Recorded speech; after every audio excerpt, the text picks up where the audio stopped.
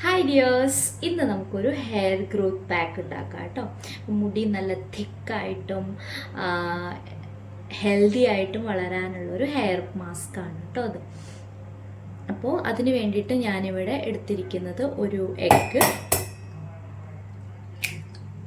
പൊട്ടിച്ചിട്ട് മിക്സിയുടെ ജാറിലേക്ക് ഇടാം. പിന്നെ വേണ്ടത് ഒരു ബനാനയാണ്. ഹാഫ് ബനാന മതി കേട്ടോ, നിങ്ങളുടെ ഹെയർ ലെങ്ത് അനുസരിച്ചിട്ട് മതി. ഇവിടെ ഒരു ഹാഫ് ബനാനയാണ് ഞാൻ എടുക്കുന്നത്.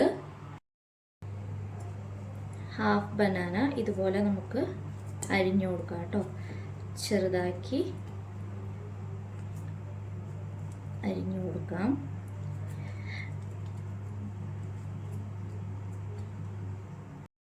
ഇനി അടുത്തൊരു ഇൻഗ്രീഡിയൻ്റ് എന്ന് പറയുന്നത് തൈരാണ് കേട്ടോ. അപ്പോൾ ആവശ്യത്തിന് നല്ല കട്ടി തൈര് എടുക്കുക. ഇനി നമ്മുടെ ലാസ്റ്റ് ഇൻഗ്രീഡിയൻ്റ് ആണ് പയറുപൊടി കേട്ടോ. പയറുപൊടിയോ കടലമാവോ നിങ്ങൾക്ക് ഇടാം. അപ്പോൾ നമുക്ക് ഷാംപൂ ഇടേണ്ട ആവശ്യം, ഷാംപൂ ഇടുന്നവർക്ക് ഷാംപൂ ഇടാം, കാരണം എഗ്ഗിനൊക്കെ അത്യാവശ്യം മണമുള്ളത് കൊണ്ട് നിങ്ങൾക്കിപ്പോൾ ഷാംപൂ ഇടണമെങ്കിൽ അതിടാം. ഞാൻ പയറുപൊടിയാണ് യൂസ് ചെയ്യുന്നത്. ഈ ഇൻഗ്രീഡിയൻസ് എല്ലാം കൂടെ നമുക്കൊന്ന് മിക്സിയിലിട്ടൊന്ന് അരച്ചെടുക്കണം കേട്ടോ.